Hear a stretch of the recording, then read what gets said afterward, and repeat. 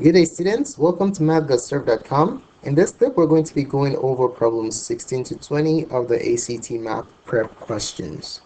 You can gain access to this document at www.actstudent.org. All right, let's take a look at question number 16 that reads, a car accelerated from 88 feet per second to 20 feet per second in exactly 3 seconds. Assuming the acceleration was constant, what was the car's acceleration in feet per second from 8 feet per second to 220 feet per second? So one thing you want to note here is that the acceleration is constant. All right, so when you have a constant acceleration, the formula is pretty straightforward. So let's go ahead and write down what the formula is for constant acceleration over time. The acceleration is simply the slope of the velocity time curve. Okay, so how do you calculate slope? Rise over run, right? In this case, the y-axis is the velocity and the x-axis is the time. So the acceleration is delta v, change in velocity, or the rise over change in time, or the run. Okay, if you want to use coordinate system, you can compute v2 minus v1 divided by t2 minus t1. Now, does this formula look familiar to you? This is the same thing as a slope formula, y2 minus y1 over x2 minus x1. Okay, remember v is like the y and t is like the x. Now, all we need is two coordinate points to input into this slope formula to determine what the acceleration is from 88 feet per second to 220 feet per second.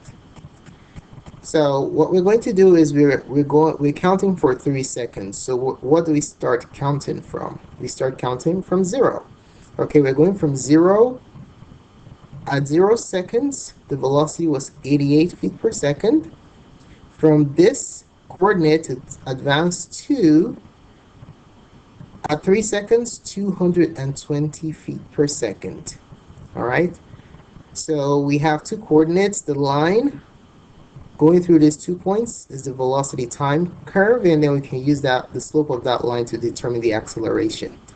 All right, so this can be viewed as x1, y1, but in this case, x is t, so we'll call this t1 and v1. All right, and this is x2, y2. In the context of this problem, we're going to call this t2 and v2.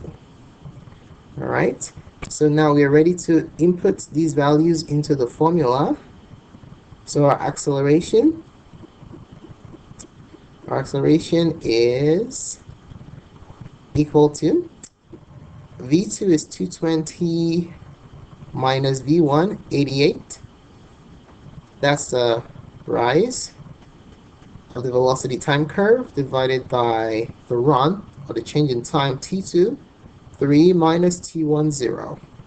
All right, if you carry out this computation with your calculator, you're going to end up with 44 feet per second square, or 44 feet per second per second. Our answer is option letter H. All right, let's take a look at problem 17. It reads, in a plane, the distinct lines A, B, and CD intersect at A, where A is between C and D. The measure of BAC is 47 degrees. What is the measure of angle BAD? So what is a smart thing to do when we're dealing with a geometry problem involving angles presented in text format? The smart thing to do is to give yourself a visual, okay? So we know that A is somewhere between CD. So let's go ahead and draw segment CD, line CD first. So we have a point here. So this is line CD. And somewhere in between C and D, we have point A. Okay, so let's say A is right here. All right, and A is on a line AB in such a way that angle BAC is 47 degrees. So this is A right here. I want to position point B on the line in such a way that the angle is around 47 degrees. So I can just draw it like this. Now, one thing you want to note in this problem is that the sketch doesn't have to be correct, but your labeling has to be perfect. Okay? I'm just trying to draw a sketch that's consistent with the magnitude of this degree value that's provided for us. So this is A right here, and that point right there is B. Okay? Now, what we're going to do, let me move it closer. Let's go ahead and determine what we're looking for. In this problem, we're asked to find the measure of angle BAD. So this angle right here, what is the measure of this angle given the fact that the measure of angle BAC, this angle right here, BAC, is 47 degrees. Okay, to solve this problem, we're going to use something called the linear pair postulate. What is that? It just basically states that the angles on a straight line add up to 180 degrees. Okay, so measure of angle BAD plus measure of angle BAC forms a linear pair. Sum of angles on a linear pair is 180 degrees. Okay, let's write down the reason. Linear pair postulate.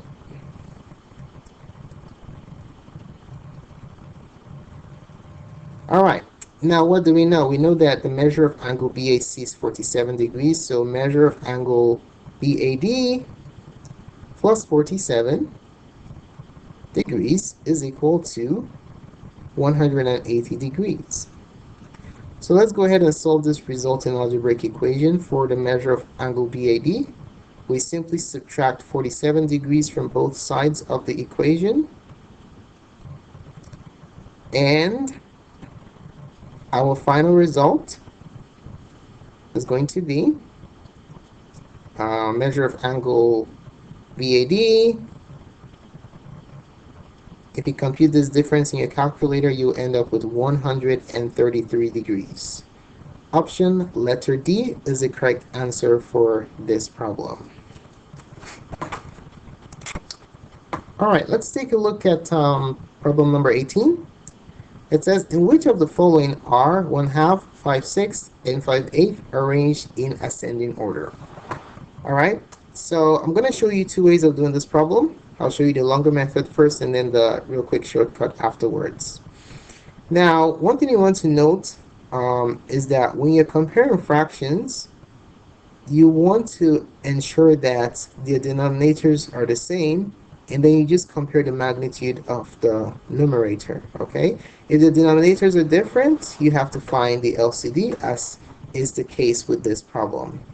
So let me go over method number one. Method one.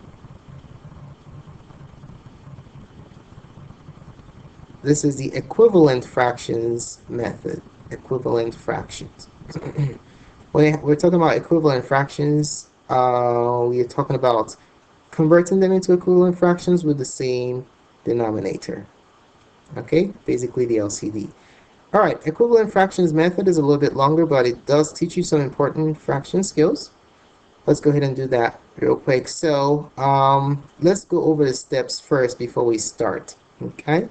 So what we're going to do first is we're going to convert all the fractions into equivalent fractions with the denominators equal to the LCD. Okay. So let's write that down. Make all fractions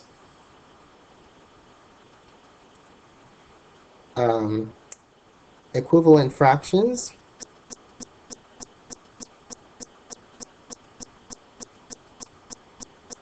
with identical denominators. All right, what is that identical denominators I speak of? That is the LCD of all the denominators. Okay, after doing that, we simply order the numerators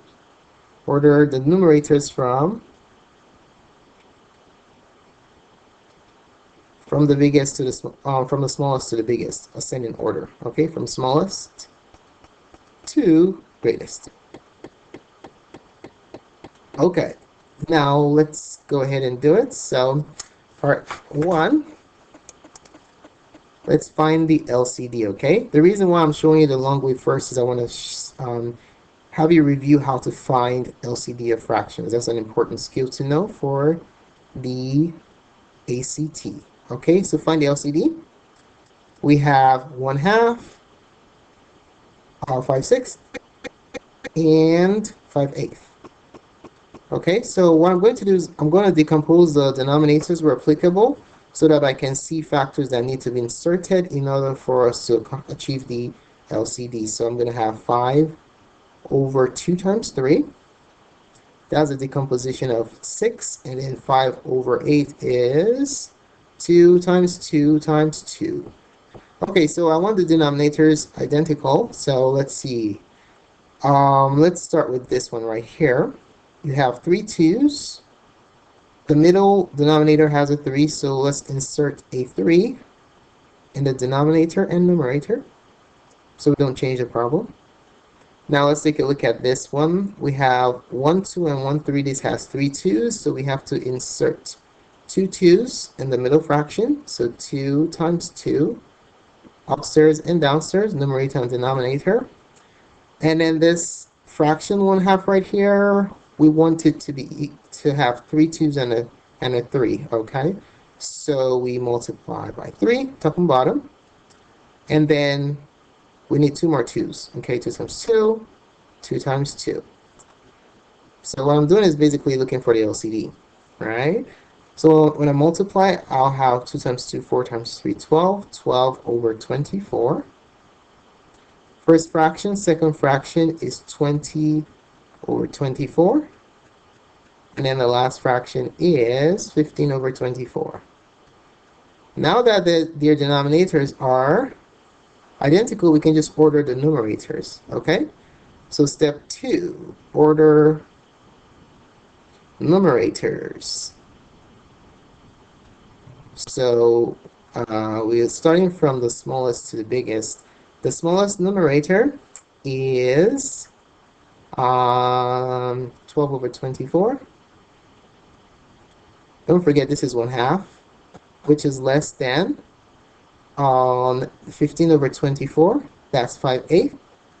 And that's less than 20 over 24, which is 5/6. Okay, so in ascending order, it's going to be 1/2. As less than 15 over 24 is 5/8. And that's less than 20 over 24, which is 5/6. Final answer. The final answer is option letter F. Okay? All right. Let me show you a quick way of doing this. You don't need to know your LCDs or anything like that. Method 2 is the calculator method. This is really, really fast. Method 2, using a calculator. Now, what am I talking about here? All you do is simply convert the fractions into decimal form, and it's easy to order them from greatest to smallest, okay? So we have 1/2, 5/6, and let's see, 5 over 8. All right, so just enter them in your calculator. Let's go ahead and do that real quick. All right, so we know what 1/2 is. 1/2 is 0.5, but let me just show it to you.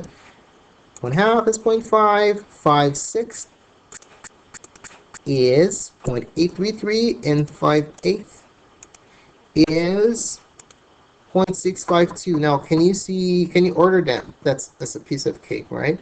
So this one is 0.5, this is 0.8, 3 repeating, and this is 0.625. So we can see that this is the smallest, followed by this, and then followed by that. That's the biggest. So using a calculator, we can see that arranging the fractions in ascending order is 1/2, less than 5/8, less than 5 over 6. Option letter F. Okay, so this is a faster way of doing this. which is a method that you might want to use on the ACT exam because you have roughly about 1 minute for each problem. Okay? All right, let's take a look at problem 19 that reads, in scientific notation, 670 million plus 700 million is equal to what? Okay, so we have 5 options here in scientific notation. Now, one tip for scientific notation that you want to keep in mind is that when you're moving the decimal point to the front of the digits, okay, this is the front right here, and that's the back of the digits. When you're moving the number to the front, you add. Okay, for every decimal point you move, you add to the power of the 10. And when you move into the back, what do? You subtract. Okay, so keep that in mind. Now let's go ahead and find the sum first, and then convert our final results to scientific notation. Okay, so we have 6, 7, 0, 0. Let me space it out so I can compute this easily. So we have 6, 7, 0, 0, 0, 0, 0, 0, 0, and then 700 million. Okay, so we just add them up and convert to scientific notation. So when we add, these have zeros here also. 0, 7, 6 plus 7 is 13, so we have a 3 carry 1 over. All right, now what we're going to do is convert this number into scientific notation. Okay, so remember the guideline. When you're moving your decimal points to the front of the digits, you are going to add. Okay, so every place you move to the left, you're going to add 1 to the power of the 10. Okay, that's what we're going to do in this problem. But in other problems, let's say you're changing from converting from scientific notation to this format, you're going to be moving a decimal point to the left, and in that case you're going to be adding 1 to the power of 10 for every move that you make to the left. Okay, in this problem we're going to be going from the back of the number all the way to a digit before the front. Okay, so let's go ahead and do it. We're going to move 1, 2, 3, 4, 5, 6, 7, 8, 9. Stop right there. Okay, you can only have 1 digit in front of the decimal point for scientific notation. Okay, so since we moved to the front 9 places, the scientific notation is going to be 1.37 times 10 raised to the what? The power of 10 is the number of times you move the decimal point to the left. So you moved it 9 times, so to the positive 9th power. Answer is option letter D.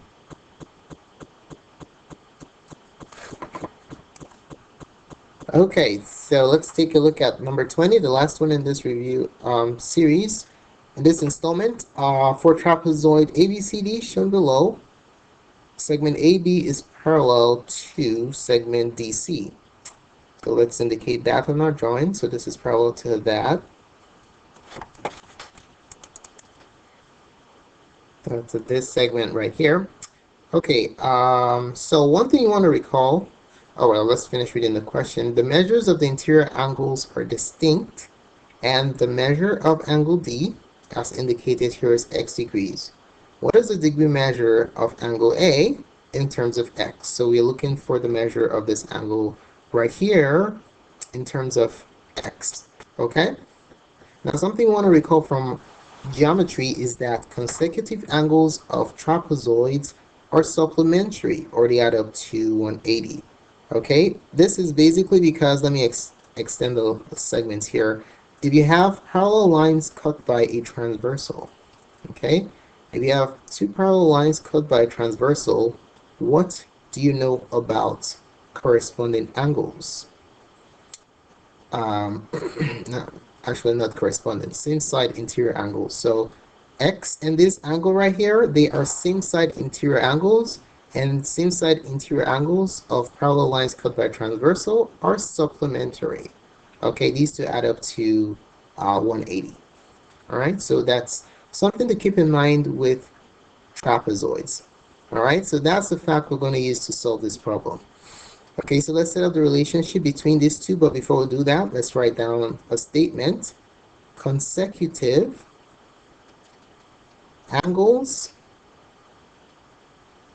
of trapezoids are supplementary, okay? Which is another word for saying that they add up to 180. Now, one thing you want to note is that base angles are not consecutive angles. All right, base angles are not supplementary except you have isosceles trapezoids. In that case, they are congruent. So base angles, for example, this angle right here, angle D and C are base angles. That's not what I am talking about. Consecutive angles are AB and BC. Those are a pair of consecutive angles in this problem. All right, so let's go ahead and set up an equation. The measure of angle A plus the measure of angle D is equal to 180 based on the remark we just made.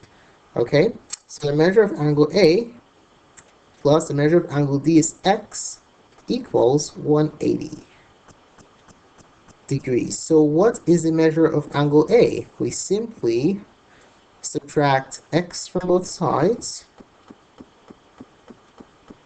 X degrees from both sides, and that should give us our final result. Measure of angle A